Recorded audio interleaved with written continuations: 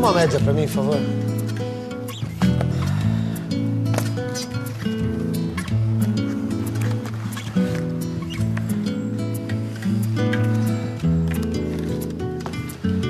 Ai, só comigo mesmo um negócio desse acontece. Como é que eu vou calcular isso agora? Mais uma vez, o Zé está passando por um perrengue em uma situação que envolve matemática. Ele está investindo na construção de decks de madeira para alavancar os lucros da marcenaria. Mas para fazer o orçamento e passar o valor do produto para o seu cliente, ele precisa saber calcular a área desse deck. Sou Márcio Ferreira Barbosa, trabalho aqui em Jarandu, no sítio São Sebastião, com agricultura orgânica já há 19 anos. Mesmo quando você vai plantar, você precisa fazer a matemática, né? Ter o cálculo de tudo que você vai precisar colher e a quantidade que você vai estar plantando. Eu faço o cálculo primeiro da área. Cada pé tem um espaçamento diferente, né? Essa alface são 12 pés por metro quadrado, são 30 centímetros por 30. Se eu plantar mais mudas por metro quadrado, não vai ter espaço para formar os pés, elas vão crescer para cima.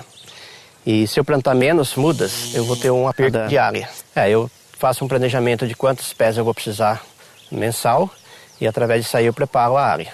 Se eu preciso de 1.200 pés de alface por semana, eu vou precisar preparar uma área de 100 metros de canteiro. Com o exemplo do agricultor, já dá para perceber qual é a base do raciocínio envolvido no cálculo de área. Na verdade, a gente quer saber quantos quadrados de 1 metro de lado cabem no espaço disponível para o plantio. Mas a área do quadrado eu já sei. Eu aprendi isso quando a Yara me explicou a radiciação, lembra? Ela descobriu a medida da parede da sala quadrada da Selminha, que tinha 9 metros quadrados. Por quê? Ela fez a operação inversa do cálculo da área de quadrado. Mas mesmo que o terreno para o plantio não seja quadrado, o agricultor pode fazer o cálculo decompondo a área em quadrados de 1 metro por 1 metro. Olha o que acontece se o terreno tiver a forma de um retângulo. Pode ser. Mas e se o terreno fosse triangular, por exemplo? Aí a coisa já complicaria, né? Nem tanto, Zé. Se a gente dividir o retângulo traçando uma diagonal, vamos dar de cara com 2 triângulos retângulos iguais. Tá vendo? Esse tipo de triângulo é aquele que tem um dos ângulos com 90 graus, sabe? Então, o que a gente pode deduzir disso é que, para saber a área de um triângulo desse tipo, é só dividir a área do retângulo por 2.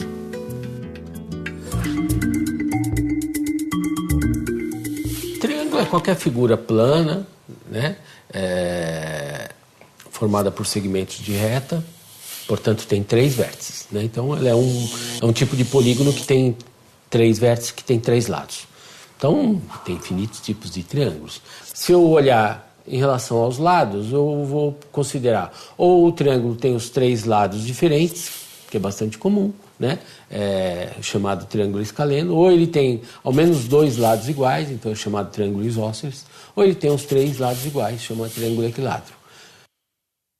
Se eu olhar do ponto de vista do ângulo, ou ele tem um ângulo reto, né, que faz 90 graus, é o triângulo retângulo, ou ele tem um ângulo que é maior do que um ângulo reto, um ângulo mais aberto, chamado triângulo obtusângulo.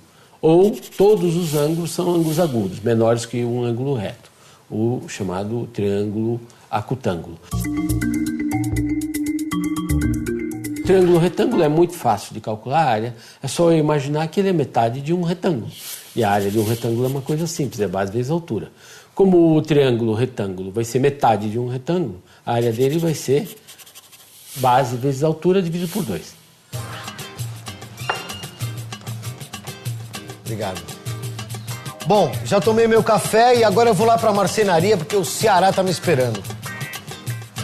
Obrigado, valeu.